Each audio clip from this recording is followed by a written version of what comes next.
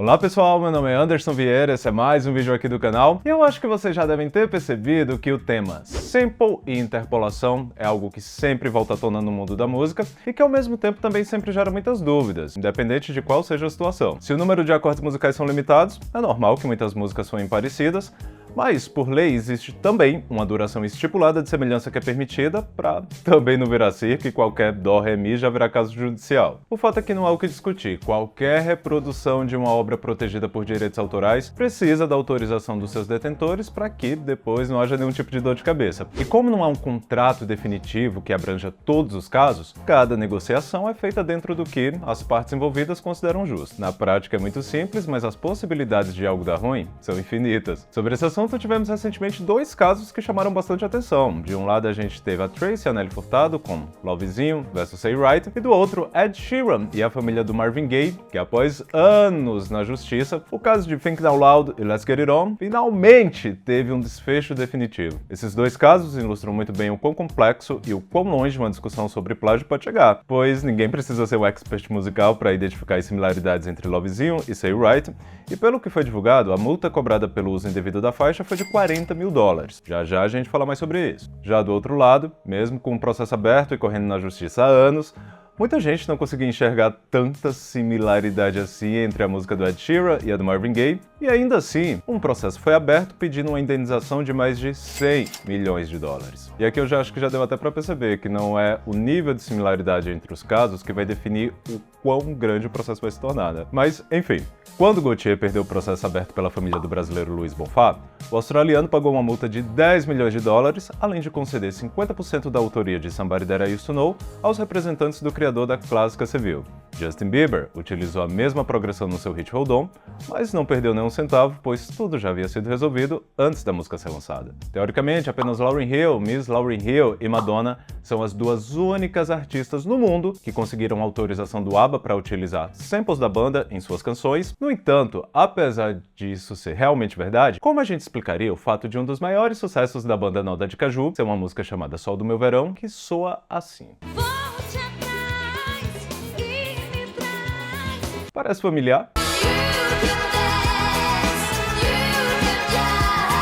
A essa altura vocês também já podem até estar se perguntando, mas por que o caso da Tracy e a Nelly Furtado poderia ter sido resolvido com um pagamento e a Duda Beat, nem mesmo tentando negociar com a equipe da Lana Del Rey, conseguiu uma solução para lançar Chapadinha, que pra quem não sabe é uma versão de High by the Beach. Bom, eu acho que eu já soltei questionamentos suficientes por aqui, e agora vamos tentar amarrar tudo isso e trazer algumas respostas. Mas antes, só deixar aqui aquele nosso lembretezinho de sempre, que é deixar o like aí no vídeo para não esquecer depois, se inscrever aqui no canal se ainda não for inscrito, links de todas as minhas redes sociais estão aonde? Exatamente? Aqui na descrição.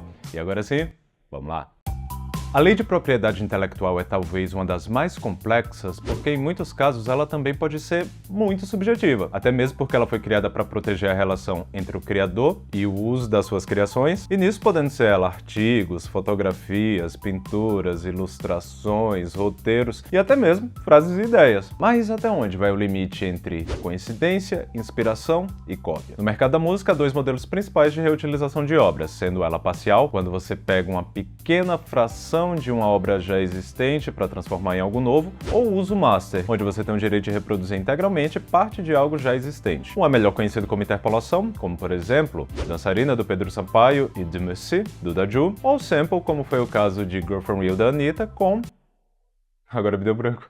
Garota de Ipanema. Ambos casos foram legalmente negociados antes dos seus lançamentos, mas ainda assim a gente pode perceber boas diferenças nessas negociações. Garota de Ipanema é uma música muito conhecida e, pelo que foi noticiado na época, a Anitta precisou ceder 100% do autoral aos compositores Tom Jobim e Vinícius de Moraes para que a música pudesse ser lançada. A Anitta tinha a opção de pegar ou largar, mas para ela fez muito sentido porque, além de poder lucrar com o fonograma, o single era apenas uma peça para uma estratégia maior que ela estava montando, tanto que foi com essa música que ela se apresentou no intervalo do VMAs em 2021 e vários outros programas de TV e premiações pelo mundo. Já o Pedro aparentemente resolveu de uma forma mais simples, apenas acreditando o Daju como um dos compositores de Dançarina e dividindo desde o lançamento a porcentagem de lucros da música com ele. É muito comum que quando tudo é resolvido amigavelmente antes do lançamento, o criador original fique com 30% da autoria, mas como bem acabamos de ver com esses dois casos, não é algo definitivo e nesse do Pedro acho que nunca chegou a ser divulgado os valores exatos. Peguem esses dois exemplos e todas as suas possibilidades e apliquem a todos os casos de músicas com sample ou interpolação. Ou seja, já viu que não vai encontrar um padrão para todas elas, né? Mas ainda assim, só para aquelas que foram feitas do jeito certinho. Porque se existe uma lei que protege essas autorias, caso você seja pego no pulo utilizando uma obra protegida por direitos autorais sem autorização, você vai ter aí todo um outro trabalho para colocar esse projeto ou esse trabalho dentro da lei. E isso pode variar muito do que a outra parte está ou não disposta a aceitar. O que também não significa que só porque uma acusação foi feita, você está automaticamente errado. Ed Sheeran pode até ter um longo caso de acusações de plágio. Em 2019, por exemplo, ele aceitou um acordo de 20 milhões de dólares com o também britânico Matt Cardle, pelas semelhanças entre as músicas Photograph e o single Amazing, que o vencedor do X Factor em 2011 lançou em seu primeiro álbum de estúdio, bem como o caso de Shape of You, onde as compositoras do mega hit No Scrubs do TLC foram adicionadas como coautoras do seu também mega hit Shape of You pela longa sequência de notas presentes em ambas faixas. Porém, uma que o Ed foi até o fim por não concordar com a acusação foi o caso de Think Now Loud, que os representantes do Marvin Gaye lhe acusaram de plagiar o clássico Let's Get It On. E além da divisão de lucros que a faixa já gerou e vai continuar gerando, a indenização solicitada nesse caso foi de cerca de 100 milhões de dólares. É um valor que certamente salta aos olhos, porém há várias coisas que a gente precisa considerar. Think Now Loud foi um enorme sucesso mundial e, para além da música em si, foi extremamente positiva para a imagem do Ed Sheeran, que ajudou a consolidar ele como uma estrela global e até lhe rendeu o Grammy de Música do Ano em 2016. Música do Ano é, por exemplo, um prêmio que vai para os compositores. Existe o prestígio e o reconhecimento por esse trabalho. Atualmente, a empresa que cuida do catálogo do Marvin Gaye pertence ao banqueiro David Puma. Vocês acham que os advogados que ele contratou não iam explorar todas as possibilidades e recursos possíveis para aumentar o valor dessa multa? Pois bem, foi exatamente isso que aconteceu. Ed Sheeran é um grande nome, representado por uma grande gravadora. Se a justiça determinasse, ia ter de onde sair esse dinheiro. Porém, não foi o caso. Indo de encontro com a opinião pública, o julgamento decidiu que não houve plágio, no máximo uma progressão de acordes parecidas, o que novamente é comum, visto que o número de acordes nas músicas é limitado, e no fim das contas, quem teve que desembolsar mais de $1 milhão nessa jogada foram os representantes do Marvin Gaye, que tiveram que custear todas as despesas que o Ed teve com seus advogados. Esse caso do Ed Sheeran é praticamente igual ao do Gaultier com Somebody That I Used to Know, só que a única coisa que diferencia é a causa do processo em si, né? Porque aqui nem tinha o que se discutir, tanto que nem mesmo o próprio Gaultier foi tão resistente na sua defesa. Se foi intencional ou não, a gente não tem como saber, porque, por exemplo, se o Gaultier fez isso achando que ninguém ia reconhecer a música lançada em 1967 pelo Luiz Bonfá, e por isso ele não foi atrás de legalizar e dividir os lucros da faixa, ou se inconscientemente, vamos colocar assim, ele recriou a melodia sem perceber e por isso foi tão proativo em aceitar a multa e reconhecer o plágio, cara, depois que o resultado judicial saiu, meio que pouco importa, né? E a única certeza é que toda essa polêmica em que ele se envolveu e que indiretamente até contribuiu para que ele resolvesse sumir da mídia logo após conquistar o seu lugar ao sol, poderia ter sido evitada. Independente de qual tenha sido a situação, porque, por exemplo, o Justin Bieber, ainda em estúdio, perceberam uma grande similaridade na progressão de Hold On com Somebody That I Used to Know. A ideia a princípio não era samplear, mas acabou acontecendo, só que antes mesmo do lançamento, tudo já havia sido resolvido e quando a música foi lançada, lá estavam o Gaultier e o Luiz Bonfá como coautores de Hold On.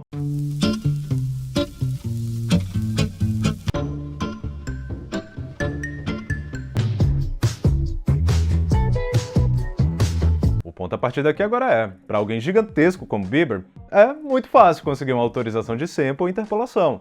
O artista ou os detentores da obra original certamente vão amar ter uma estrela do porte dele reutilizando algum de seus trabalhos, porque além do prestígio dele ser um A-list, certamente é algo que vai render muito dinheiro. O lance é, será que esse mesmo processo é tão fácil assim para todo mundo? Será que é só preencher um formulário do Google solicitando autorização? Um dos comentários mais comuns que eu vi quando aconteceu esse caso da Trace com a Nelly Furtado foi o pessoal comentando que era só ela ter feito tudo certinho antes de lançar a música que nada teria acontecido, ou o mais provável nem teria sido autorizado. Na teoria, maioria concordamos que sim, é realmente isso. Mas quando eu vejo esse tipo de afirmação, eu fico me perguntando onde que esse povo vive. Não me entendam mal, não é que eu acho que música seja bagunça e você pode fazer o que você quiser só porque você acha que pode. Porque de outro lado eu também vi uma galera falando que era só ela ter dado crédito que ia estar tudo certo. Como se fosse uma dancinha de TikTok, uma trend de TikTok que você copia e vai lá e dá o IB. Ou geralmente costumam dar, né? O fato de existir leis mundiais que regulamentam isso se dá pelo simples fato de que, ao mesmo tempo que música é arte, ela também é um produto. Ao mesmo tempo que uma simples canção pode te render um enorme prestígio, ela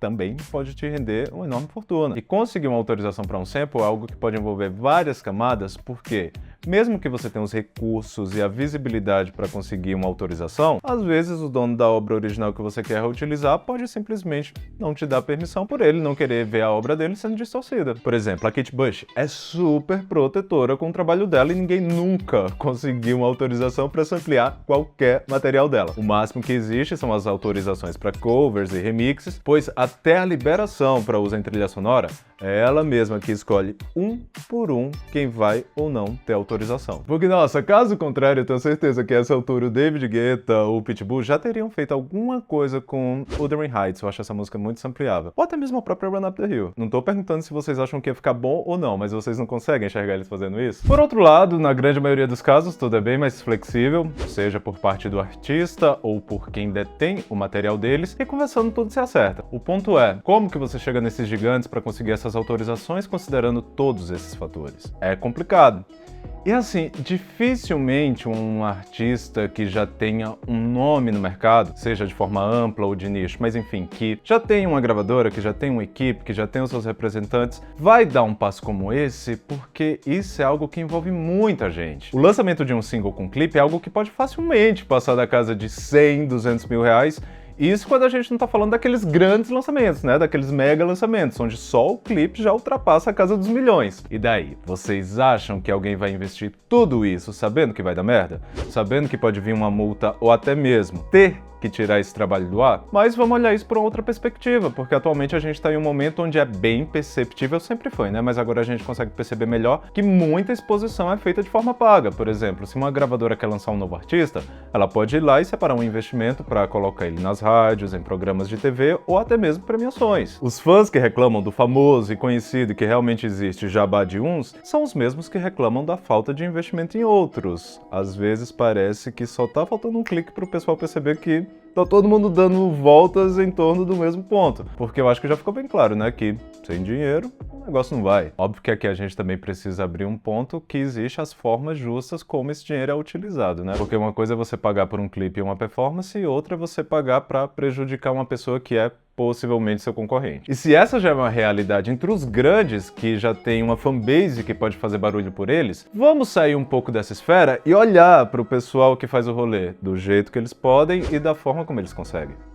Eu sei que muita gente é contra o uso de sample e interpolação sem a devida autorização, e isso sem exceções, sem avaliar as várias realidades em que isso pode acontecer, mas eu, pessoalmente, tenho uma visão um pouco mais flexível para esse assunto, porque, cara, às vezes a pessoa tem que jogar com as peças que ela tem. Porque olha só um exemplo que eu acho que já transitou muito bem por esses dois lados da moeda. Pablo Vittar. Quando eu conheci a Pablo, ela ainda ia lançar o EP Open Bar, e olha só, isso foi bem antes do primeiro álbum dela, o Não Para Não, quando ela ainda nem tinha grandes contatos, não tinha grandes investimentos, e enfim. E quase que no mesmo estilo de Lovezinho, que é um exemplo mais fresco para a gente poder se guiar, todas as faixas desse EP eram baseadas em hits internacionais, como a própria Open Bar, em Linon do Major Lazer, Minaj, em Partition da Beyoncé, Amante, em Burn the Ellie Goulding, e Joia, que nessa daqui ela foi muito perspicaz, feita em cima de Diamonds da Rihanna. Vocês acham que lá em 2015, hoje em dia eu já não duvido, mas lá em 2015, vocês acham que ia ter como a Pablo chegar na equipe da Beyoncé pra pagar e solicitar autorização pra um sample de um dos maiores hits dela? Se brincar, só uma lace da gata hoje em dia já é bem mais caro que tudo que ela tinha pra investir em um clipe antes de todo esse suporte de empresários, gravadoras e tudo mais que ela tem hoje. Mas foi assim que ela abriu os caminhos para ela mesma, foi assim que ela conquistou a sua própria relevância, porque eu acredito que todo mundo aqui sabe que a Pablo não vende berço de ouro, mas hoje em dia ela é a Pablo Vittar, conhecida no Brasil inteiro, e que já deixou a sua marca com incontáveis hits autorais como K.O., Amor de Quê, Parabéns, Bandida, e já tem feats até com algumas das maiores estrelas mundiais, como Lady Gaga e Thalia. Vocês estão entendendo onde eu tô querendo chegar? Hoje em dia isso já não faz mais sentido pra Pabllo dar esses passos, porque, por exemplo, uma música que o fandom dela sonha com o lançamento, mas que pelo visto não vai acontecer, é a da música Meu Anjo, que foi feita em cima do hit São Fim do Lasgo, mas que o projeto belga nunca autorizou o lançamento comercial. E pra Pabllo isso já não faz mais sentido hoje, porque só ia atrasar algo maior que ela pode construir. Noite eu sonhei com você. I can see it in your eyes. There's something. Voltando no caso da Tracy Nelly Furtado, esse é um rolê onde todas as partes eu consigo enxergar suas razões. Os representantes da música da Nelly, que nem é ela mesma, né, já que ela vendeu no ano passado os direitos do catálogo dela, estão certos em cobrar o que eles acreditam que é justo, até mesmo porque esse foi um investimento que eles fizeram e o investimento precisa dar retorno. E eu também consigo entender o outro lado da história, porque essa foi uma música que a Tracy e o WK fizeram sem qualquer perspectiva que ia tomar toda essa proporção que tomou, até porque casos assim é 1 em 100 mil que emplacam de verdade. E sinceramente, vocês acham que eles iam conseguir essa autorização prévia com toda a burocracia que isso envolve antes do lançamento? Talvez sim, mas a gente sabe que a probabilidade maior era que talvez nunca nem houvesse uma resposta. Dado o tamanho do sucesso e a repercussão limitada, vamos colocar assim, que o lançamento passa a ter, até os criadores originais passam a achar interessante a repercussão causada e uma proposta de negociação é feita. Tanto que eu acho que a Melody, por exemplo, só conseguiu a liberação da Ariana Grande para manter Assalto Perigoso nas plataformas porque Positions é um hit global e fora do Brasil não iria afetar em nada a obra dela. Algo que a Stephanie do CrossFox nunca conseguiu por parte da Vanessa Carlton. E eu lembro até hoje quando ela ia nos programas de TV e não podia cantar justamente a música que todo mundo estava esperando que ela cantasse. E olha que nesse caso até o Luciano Huck tomou a frente para ver se conseguia resolver, mas nem mesmo com a Rede Globo por trás rolou. Mas enfim, pontuado isso, o lance também é, saiba a hora de reconhecer o que é certo. Quando as coisas chegam nesse nível, a pessoa que infringiu os direitos autorais não vai ter muito o que argumentar para que o caso seja solucionado da forma que ela quer, da maneira que ela acha que é o certo. De acordo com o que foi levantado pelo G1, os responsáveis pelo lançamento de Lovezinho ofereceram 30% dos direitos autorais da música, sendo esse um valor até maior do que eles pretendiam, que inicialmente seria de apenas 20%. A proposta foi rejeitada pela equipe internacional, que aqui no Brasil está sendo mediada pela Sony Music, alegando que, em casos de versões, o mais comum é realmente o autoral ser de 100% em troca da permissão do lançamento, citando como exemplo o Latino Confessa no AP, que cedeu 100% do autoral, mas além dos lucros como intérprete, ainda fez aí uma bolada naquela época com todas as oportunidades que a música lhe proporcionou. Vale pontuar que esse é exatamente o mesmo caso da Tracy, pois mesmo ela abrindo 100% mão dos direitos autorais, ela ainda vai ter os seus lucros como intérprete, além, é claro, né, de todas as oportunidades que ela passa a ter a partir de agora. Nesse momento, mesmo que a música nem volte mais, né, porque todo mundo já conhece ela. Voltando ao ponto de que cada caso é um caso, vale pontuar aqui o caso do James Blunt com o Avni e o Matheus Fernandes, onde os autores da música Coração Cachorro cederam 20% da renda da autoria da faixa ao cantor britânico. Talvez tenha até vindo daí, né, a porcentagem que a equipe da Tracy tentou negociar, só que nesse caso, esse valor só aconteceu por uma intervenção do próprio James Blunt, que considerou justa a porcentagem oferecida pelos brasileiros pela quantidade de elementos similares ao seu hit Same Mistakes. Coração, cachorro, late coração. A gente já viu aí que a Nelly aparentemente não tem nenhum problema com a versão abrasileirada que o seu sucesso de 2007 ganhou recentemente, mas, novamente, como nem é ela mais que cuida das negociações sobre o seu catálogo, vai ser bem difícil convencer os proprietários de Say Right a seguir esse mesmo caminho. Um caso como o de Lovezinho teria perdido muito mais rápido um processo judicial em uma mesma situação em que o Gaultier se encontrou com a família do Luiz Bonfá. O bom senso e a proporção, principalmente a proporção que cada música teve, permite que a resolução desses casos sejam diferentes, ainda que ambos tracem os mesmos caminhos diante da lei. Obviamente que o caso de Lovezinho só chegou a esse nível por conta do sucesso ter sido tanto que chegou até o conhecimento da Nelly Furtado e os seus representantes, o que provavelmente não foi o que aconteceu com a banda Noda de Caju, a brasileira no Dancing Queen do ABBA, bem como tantos outros casos que a gente conhece, né? Por outro lado, com seus mais de 5 milhões de ouvintes mensais que a Tracy possui hoje no Spotify e uma agenda lotada de shows pelo Brasil inteiro, nesse momento ela já pode avaliar e organizar a carreira dela daqui pra frente, optando ou não por ter Lovezinho na sua discografia. As leis de direitos autorais podem até ser ser muito claros no papel. Mas, em um mercado tão complexo, tão problemático e por vezes tão injusto quanto o da música, cada um se destaca como pode. Que eu acho que é bem melhor você ter dinheiro para pagar um processo e depois seguir em frente do que nunca ter nem a oportunidade de entrar no jogo, sabe? O problema é que tem gente que abusa, né? Ou utiliza isso não como uma oportunidade, mas sim como só uma maneira mais fácil de chegar lá, mesmo tendo os recursos para fazer a coisa do jeito certinho. Porque, eu não sei vocês, mas eu acho que dá para perceber quando a pessoa tá fazendo ali na criatividade, na espontaneidade, e quando tá só querendo se aproveitar da situação. Novamente, cada caso é um caso. Bom, pessoal, eu espero que vocês tenham gostado desse vídeo. Se sim, deixa o like, se inscreve aí no canal se ainda não for inscrito, compartilha aí com o pessoal, aquele esqueminha. Beleza? Por hoje é isso e vamos nessa?